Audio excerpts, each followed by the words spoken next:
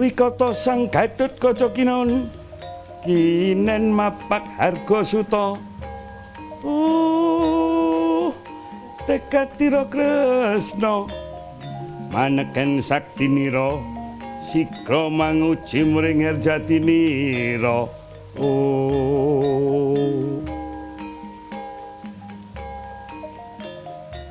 Selamat malam para pemirsa, kita ketemu lagi di depan Dhamma TV dengan tema seni dan tradisi, yang pada malam hari ini saya masih didampingi oleh yang pertama Ki Suwarno, tokoh pedalangan dan guru dalang di Kota Malang, dan juga Ki Jatikusumo yang tidak asing lagi, dalang juga budayawan yang berada di Kota Malang. Nah, dengan dibuka tadi seperti pementasan wayang biasanya dengan gunungan. Setelah itu kita akan membahas kelanjutan daripada season-season sebelumnya yang berkaitan dengan jati diri bangsa di dalam mengenal para pahlawan, para satria di dunia pewayangan, putra-putra Raden Werkudara. Yang minggu lalu sudah kita ceritakan siapa itu Raden Antareja, putra pertama Raden Werkudara. Yang kali ini kita akan membahas tentang Raden Gatotkaca. Saya rasa para pemirsa sudah tidak asing lagi yang namanya Raden Gatotkaca, wujudnya seperti ini. Pewayangannya Raden Gatotkaca itu seperti ini. Nanti akan kita tahu bagaimana karakter dia dan mengapa harus ditiru oleh para pemuda kita di dalam memperjuangkan, mempertahankan NKRI. Baiklah para pemirsa, saya menuju ke Ki Suwarno lebih dulu. Ki Suwarno, tentang putra Raden Werkudara yang kedua, yang namanya Raden Gatotkaca itu, menurut pandangan Ki Suwarno, tidak hanya dari tentang kesaktian, tapi sebagai pemuda,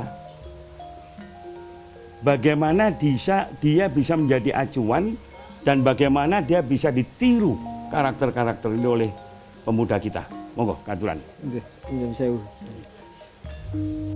Raden Gatotkaca itu adalah putra dari Arimbi. Ibunya Arimbi. Ibunya Arimbi. Ya. Bapaknya tetap Werkudara ya? Bapaknya tetap Werkudara. Notabene seorang Arimbi itu adalah putra dari Raja Ngastina Tremboko. Prabu Tremboko. Itu bukan dari Ringgondani loh. Ya, perang Ringgondani. Bukan. Nah, Prabu Tremboko itu adalah seorang raksasa.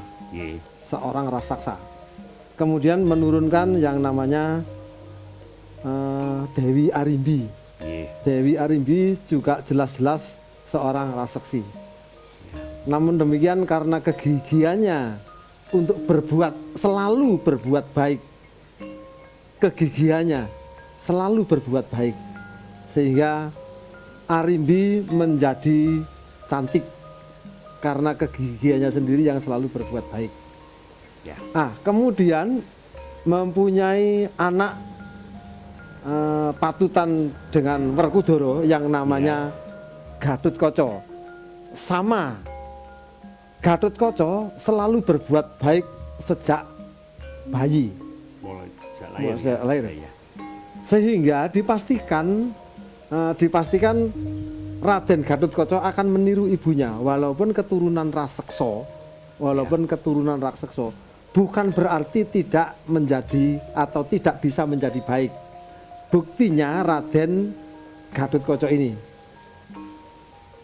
yang putranya Dewi Arimbi yang notabene putri dari seorang raja raksasa, ternyata menjadi ksatria yang begitu baik, yang begitu berwibawa. Dengan kebaikan itulah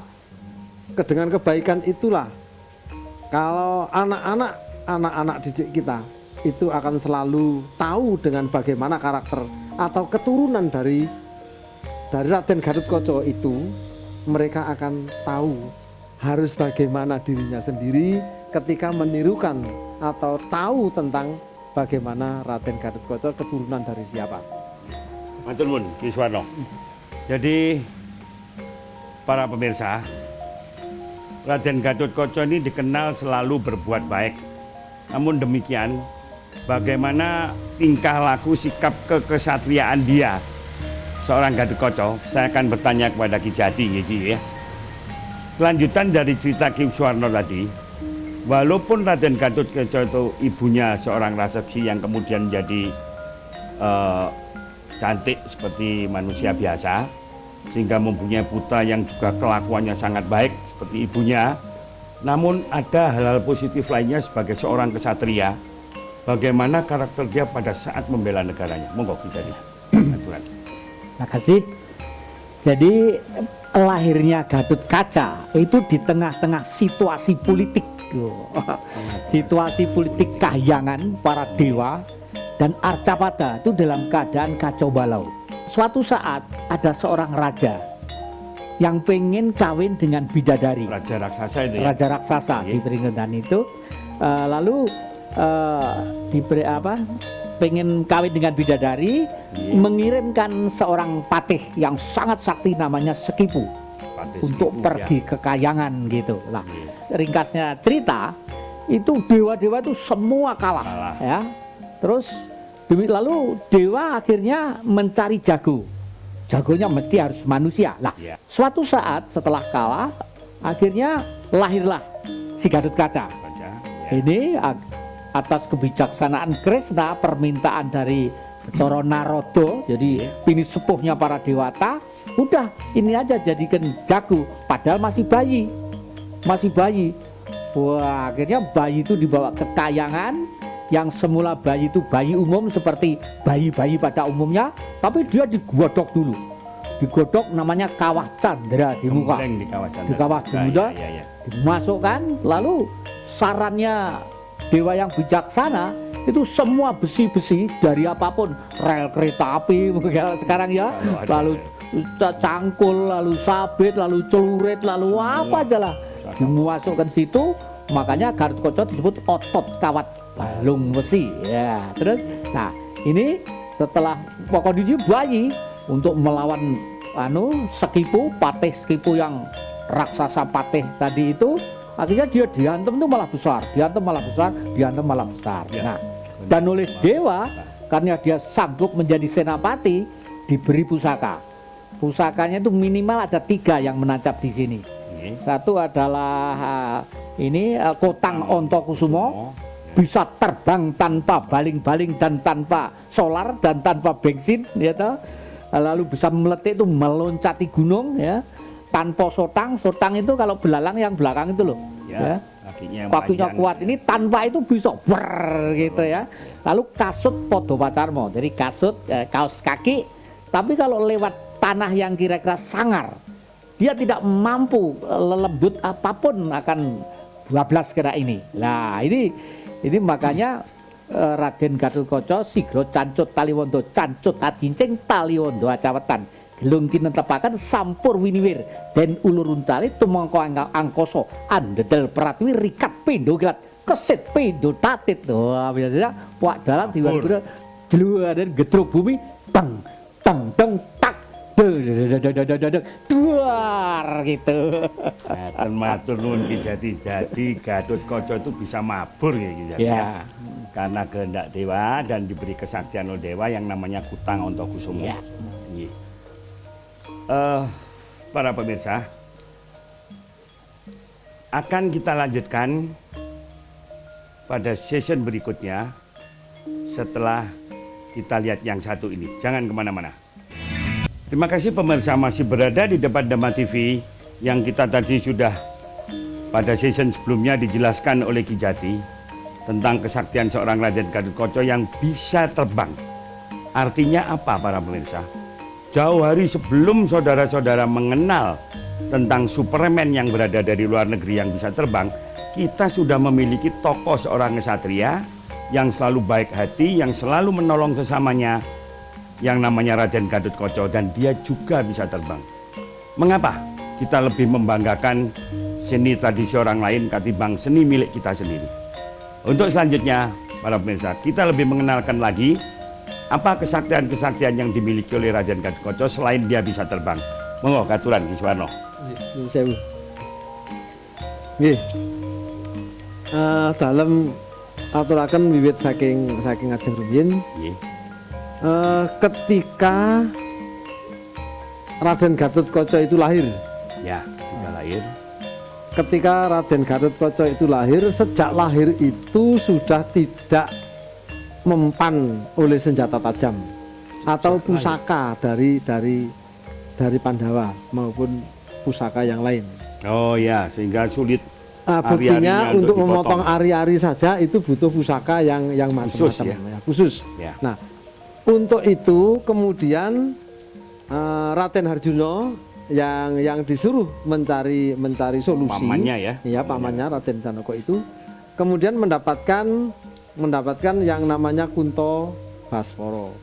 Mestinya Kunto Baswara itu diterima oleh Raden Permati, tapi Ya, ketika itu yang menerima justru Raden Suryatmojo.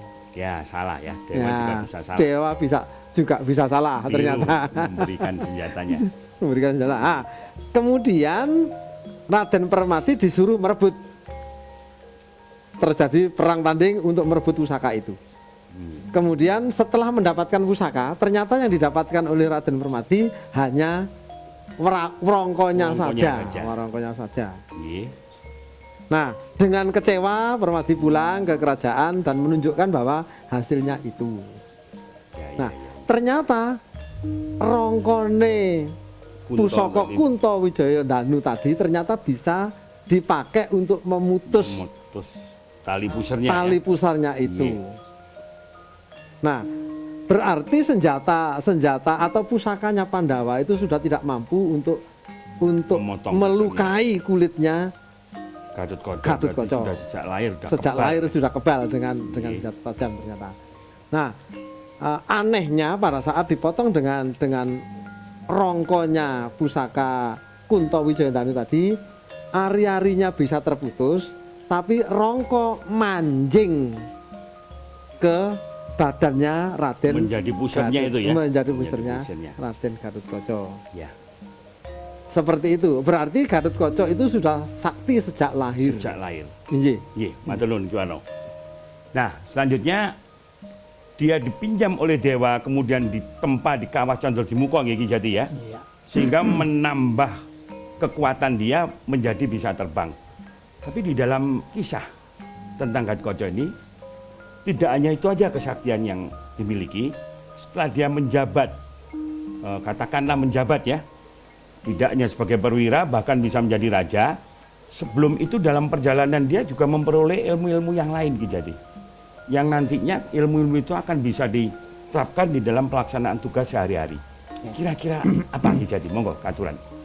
Jadi di dalam ceritanya Gatotkaca ini memang banyak ilmu, antara lain ilmu intelektualitas dari rasionya. Yang kedua, bagaimanapun karma akan berjalan. Ya, akan berjalan dalam manusia sesuai dengan hukum kodratnya gitu. Nah, dalam cerita ini ada suatu cerita pewayangan yang menarik, yaitu pada waktu dia harus berhadapan dengan saudara tuanya, tapi lain jauh gitu ya. Jadi anaknya Krishna itu ada yang nama Bumo Narokosuro. Suatu saat pengen nantang Gatotkaca karena sudah terdengar di surat-surat kabar, di pers, di media bahwa perang Baratayuda nanti senopatinya Gatotkaca. Wah, dia iri, lapor kepada bapaknya. Romo, ngapain sih mesti semua Pandawa Mbok anakmu ini dianggap apa dikira saya tidak bisa jadi senopati di gitulah. Nah, sebenarnya satria kan tidak boleh seperti itu ya ta? Boleh mengajukan sebagai dharma terhadap negara, tetapi ada etika, norma, aturan main ya, mekanisme itu ada. Nah, terus suatu saat perang antara Bumo dan Gatotkaca sampai Bumo meninggal. Itu adalah kaca atau gambaran atau apa ya, pituduh atau petunjuk bahwa satria itu harus tetap dalam rel jiwa satria, mematri dirinya. Aku adalah kader bangsa, aku adalah anak bangsa, akulah masa depan bangsa. Relnya itu kalau Bomo kan awut-awutan gitu. Nah, yang kedua, ada karma juga. Karma bahwa pada waktu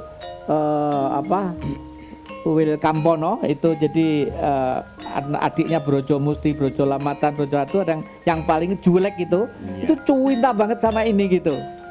Cuinta hampir seperti cerita Sumantri Ngenger ya, cintanya lah. Suatu saat dia juga mati, tapi pada waktu mati karena kecintaan pengen mendampingi terus si Gatot Kaca, dia di awang-awang menunggu sampai perang Baratayuda. Makanya begitu perang Baratayuda, si Astina itu senapatinya Nerpati Basukarno atau Suryat Maja tadi itu yang membawa isi dari senjata Kunto Wijoyondanu ya. Lalu suatu saat dilepas Pendawa senapatinya Gatot Kaca gitu. Saya dilepas tok, ini si Wil Kampono ini terus diangkasa. Wah ini kalau Bendono ya, kalau Bendono ini mulai pengen menyatu cinta kasihnya dengan Gatot Kaca. Wakilnya dia masuk dalam ujungnya pusaka senjata Kunto Wijoyondanu, tak masuk ke sini, tak lah. Saat itulah Gatot Kaca itu gugur. Inti dari itu ada sebenarnya Pak Yudo, Gatot Kaca sendiri itu fiktif ya. Gatot Kaca itu baru timbul di permukaan sebagai ajaran, sebagai piwulang itu abad ke-8 ke-9 pada waktu Empu Baradah di daerah Singosari, Blitar, Kediri ya.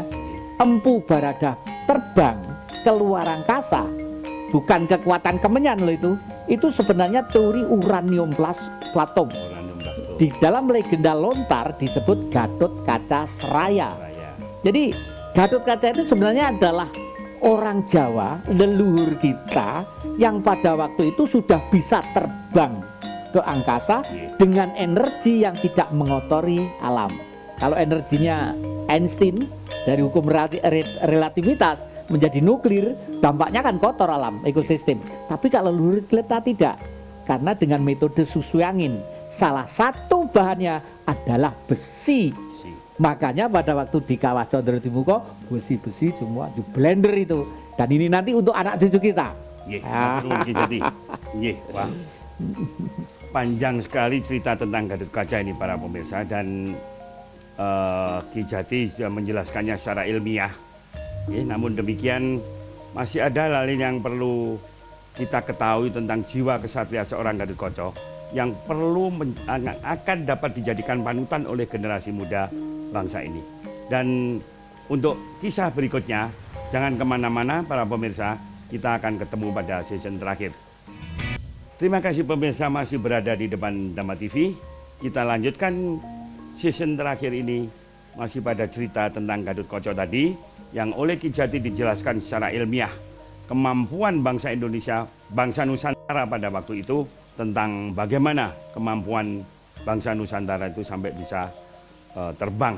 Namun demikian kita kembali ke dunia pewayangan itu sendiri.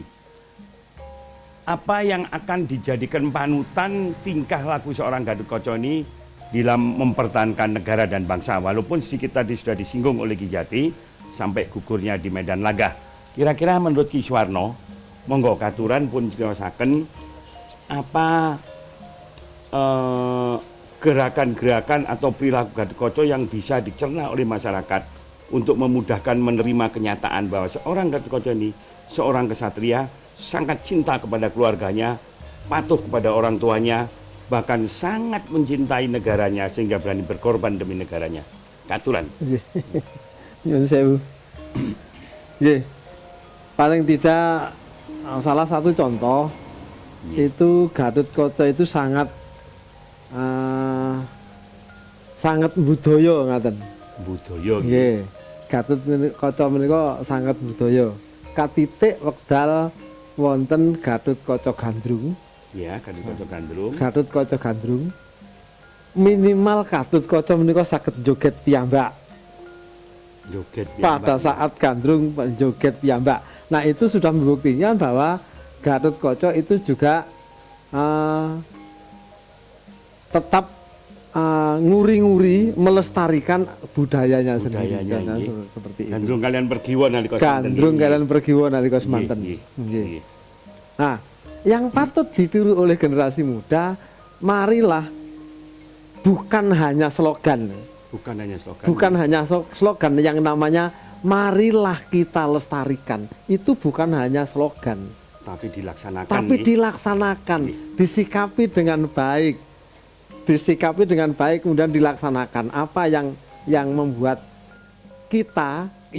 kita berbunyi marilah tadi yang mana. Nggih. Nah, ini yang kita harus Nggih, kita matur nuwun Ki Suwarno. Sami. Saya kepada Ki Jati. Apa yang bisa diserap figur Gatotkaca ini untuk keperluan masa depan negara oleh para pemuda-pemuda kita sekarang? Monggo, katuran Ki Jati. Ada suatu cerita. Ini anak-anak muda harus meniru cerita, salah satu cerita dari Gatotkaca adalah Gatotkaca nagih janji. Wah. Gatotkaca nagih janji. Tadi kan sudah mampu menjadi jagonya dewa, Nggih. mendamaikan dua dunia, dunia maya, dunia para dewata, nun jauh di atas sana, dan dunia bumi ini. Tetapi waktu itu dewata itu ternyata nggak pernah memberi apa-apa terus, karena waktu itu janji, tapi janji ini nggak pernah dilakukan. Lalu suatu saat timbullah cerita yang namanya Gatotkaca nagih janji. Akhirnya dia pendiam, nggak banyak ngomong. Ya. Tahu-tahu masuk hutan gitu aja udah cari orang tuanya, cari familinya gitu. Nggak taunya kalau gelo karena kenapa? Dewa kok tidak memberi apa-apa terhadap kami. Jadi maksudnya mungkin ini adalah setelah bangsa kita merebut kemerdekaan, Ya. membebaskan dari penindasan, dari ketertindasan, kemiskinan, ya, kesengsaraan, diperjuangkan oleh para leluhur. Katakanlah leluhur dulu itu kan muda-muda, Bung Karno, Bung Hatta, Bung Syahrir, Bung ini kan muda semua, Iya, ya toh. Lalu merdeka lah. Setelah merdeka kok kayak gak merdeka terus ki piye to negeri ini gitu loh. Iya, Nah, anak-anak muda sekarang harus kembali. Ilmu pengetahuan yang jenius tadi itu satukan dengan perasaan, ya, dengan jiwa untuk menyatu, guyup antar pemuda. Tagih janji yang tua-tua ini. Ngapain katanya merdeka 17 Agustus jembatan emas, kok ternyata sekarang nggak ada apa-apa, malah semakin menderita. Harus tagih janji, artinya paling tidak anak-anak muda itu harus tetap bersikukuh mempertahankan sistem politik sebagaimana cita-cita kemerdekaan. Nggih, tapi non saya begitu. Nah, ya? Apakah implementasinya pada saat generasi muda nagih janji apa cukup dengan demo-demo? Wong nyatanya sekarang demo itu ada yang bandani, ada yang bayarin Betul. katanya. Betul. Bahkan bikin kisah negara ini lebih ramai dengan bentrokan-bentrokan generasi muda ini. Jadi bagaimana caranya saat nagih janji implementasinya? Sebenarnya perjuangan itu di samping direka oleh pikiran harus tetap dalam ritme perasaan. Karena kita itu lain dengan negara-negara lain. Apalagi situasi sekarang. Situasi politik sekarang tidak mungkin selesai dirampungkan oleh orang-orang yang memakai daya pikir saja. Rekayasa pikiran-pikiran yang bertentangan dengan hidup dan kehidupan sejati itulah yang suatu saat akan tabrakan. Matur nuwun, Oleh matur karena nuwun, itu, nggih. demo juga tetap penting karena Nggih. memang sudah tetapi mari pakai norma etika, jangan sampai membuat keruhnya gedung yang namanya Republik Indonesia. Matur nuwun Ki Jati. Para pemirsa, elok sekali dan sangat indah apa yang kita uraikan bersama ini. Ada titik-titik tertentu Ki Jati, Ki Suwarno memberi semangat kepada generasi muda ini. Bahwa bangsa ini harus tetap dalam perjuangan dengan cara kesatria seperti cara-cara Gatotkaca tadi. Walaupun ada demo, tapi demo yang tidak merusak kira-kira jadi itu. Namun nagih janji kita tetap kita laksanakan melalui prosedur-prosedur yang berlaku dalam rangka menegakkan keadilan, menegakkan hukum untuk menuju cita-cita pendiri bangsa pada sila yang kelima, yaitu keadilan sosial bagi seluruh bangsa kita. Sekian para pemirsa, kita akhiri pertemuan kita pada malam hari ini. Mudah-mudahan semua yang kita ceritakan kepada para pemirsa bermanfaat untuk generasi muda yang akan datang. Selamat malam, hayu, hayu, hayu. Rahayu ingkang pinanggih. Rahayu.